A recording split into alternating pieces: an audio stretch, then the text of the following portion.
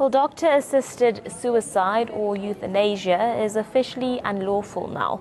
This after the Supreme Court of Appeal overturned a High Court ruling that allowed a terminally ill cancer patient the right to commit suicide with a doctor's help. Government has won its appeal against a court order granting a terminally ill patient the right to die. In its arguments, government said that the right to die can be abused. According to them, the doctors had taken an oath to save lives and not take lives.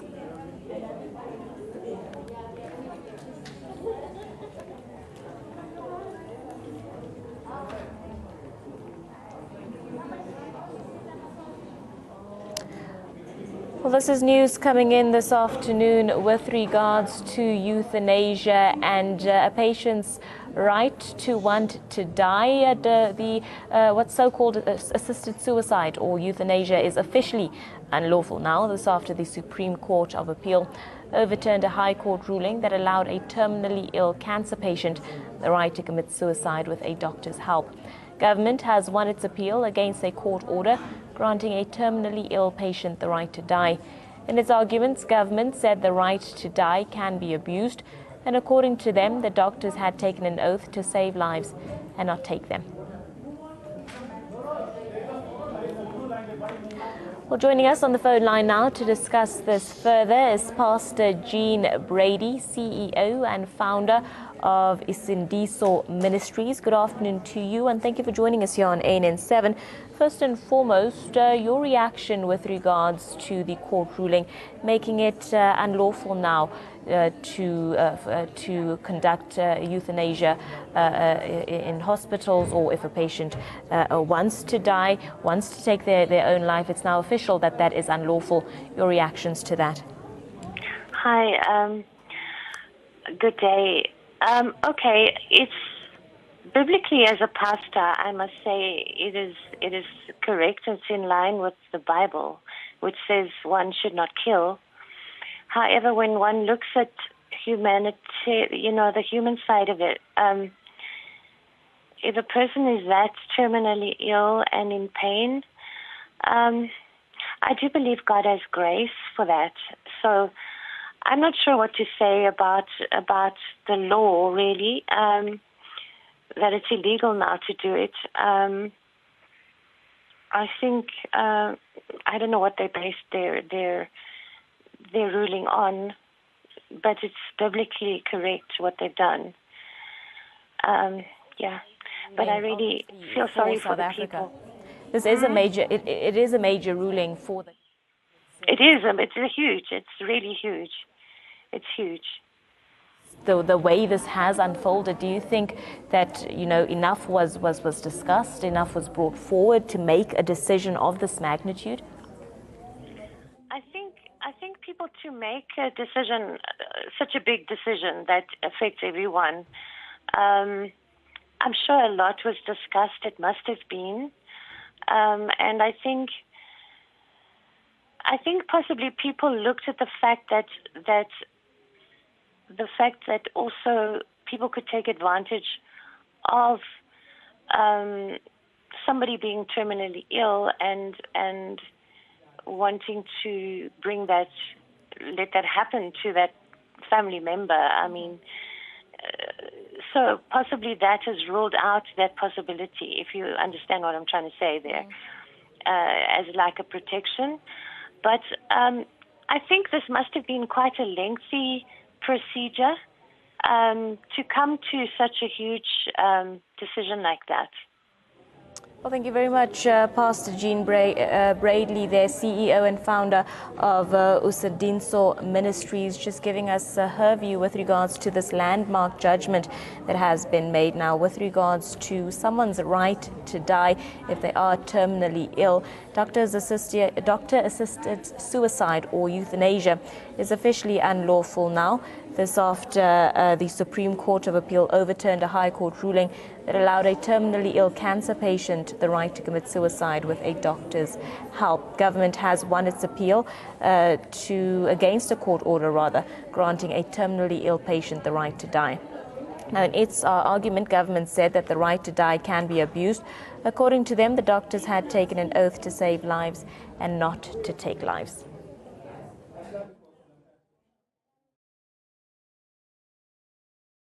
Joining us on the phone line now to discuss this further is Zahir Omar. Good afternoon to you, and thank you for joining us here on ANN7 this afternoon. What do you make of the ruling by the Supreme Court of Appeal? It seems to be a big blow for pro-euthanasia activists. Look, the Society for the Protection of our Constitution have been throughout alerting viewers, listeners, and judges to Section 11 of the Bill of Rights contained in our Constitution. Section 11 of the Bill of Rights consists of 5 words. Everyone has the right to life. Now, the court that breaches in the first instance, that's the North Gauteng High Court, did not have the jurisdiction to find that euthanasia is acceptable in South Africa. The Constitution of the Republic of South Africa is a book. It is a law that is higher and it's binding on all our courts. Only the Constitutional Court can interpret it otherwise. The provisions in the Constitution is so clear. It says everyone has the right to life. So the courts in our country do not have the jurisdiction to change that which is set out in the Constitution. The only manner in which the Constitution can be changed is by an amendment of a 2/3 majority in Parliament. Now, this simple concept, the DA and our other white members of our community have enormous difficulty to grasp. The Constitution is paramount. We are not living anymore in a Westminster democracy. We're living in a constitutional democracy. And Section 11 is clear, and there was no justification at all in the first place to grant another the right to pronounce that his life be taken by another medical doctor. This is exclusively the functions of Parliament to amend the Constitution. Until the Constitution is amended, even the Constitutional Court can't change the findings they made by the Supreme Court of Appeals. Mr. Mao, with regards to the judgment, what sort of factors were taken into consideration here when making this sort of decision? I mean, what were some of those key arguments? Look, the first issue that the court had to overcome was an issue whether the court does have the jurisdiction to change Section 11 of the Constitution. Now, the Constitution is an expression of the will of the people of South Africa. This will is expressed by the views of the majority who prevailed at CODESA. The courts are a small group of people. Their functions and powers are limited. Now, before we even go into the very complex debate about whether a person who is terminally ill has the right to ask that his life be terminated, that's another issue. The first issue is with respect very simple. And for other people to propose that this issue is complex, it is with respect disturbing. It is only an attempt to obfuscate the clear provisions of our Constitution. The court must ask itself, does it have the power, the jurisdiction to find that a person can decide to end his life? And the court can only do that with reference to Section 11 of the Constitution. Now, 5 words is not difficult to understand. 5 words expressed in English in the language of the imperialist colonialists cannot pretend to be misunderstood. So the judge who sat in the Pretoria High Court, with respect to him, he did not begin from the Genesis. The beginning is the judges must learn to first understand what is their powers. Learn, understand what is their powers, and do some course in politics to fully equip them to preside as judges. The judges, it was up to them to tell the public who gives them the power. Are they God? Are they CODESA? Are they the Constitution? And people who are arguing otherwise with respect are misleading the people of the country and the international community. The simplest person in our country, down to people on the ground, know that we proposed this Constitution at CODESA. We know exactly what we said. When we said right to life in 5 words, we meant what we said. Just lastly, Mr. Omar, with regards to the euthanasia debate in the country, it is legal in many countries. Do you think this is the end of the road with regards to this discussion and this sort of fight? Look, the DA and a few whites will inevitably, as they always do, will try to have this matter ultimately seized by our Constitutional Court. But they will definitely fail. There is no other country on planet Earth that has a right to life expressed in 5 simple words as the South African Constitution has in Section 11 under the heading Life.